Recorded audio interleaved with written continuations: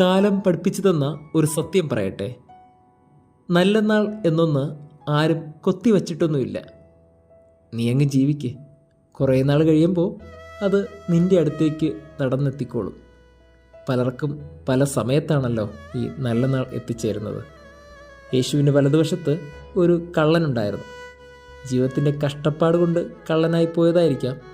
എന്നാൽ അവൻ്റെ നല്ല നാൾ വന്നത് മരണത്തിന് തൊട്ട് മുമ്പാണ്, പറുദീസ എന്ന വാക്കിൻ്റെ രൂപത്തിൽ. എന്നാൽ കുരിശിൽ കിടന്ന ക്രിസ്തുവിന് നല്ല നാൾ വന്നത് എപ്പോഴാണ്? മരണത്തിന് ശേഷം, സ്വർഗാരോഹണത്തിലൂടെ. ഓരോരുത്തർക്ക് ഓരോ രീതിയിലാണെന്നേ ഉള്ളൂ. ചിലർക്ക് മരണത്തിന് മുമ്പ്, ചിലർക്ക് മരണത്തിന് ശേഷം. അപ്പോൾ പ്രത്യേകിച്ച് സമയമൊന്നുമില്ല, ജീവിക്ക്, അത്രയേ ഉള്ളൂ.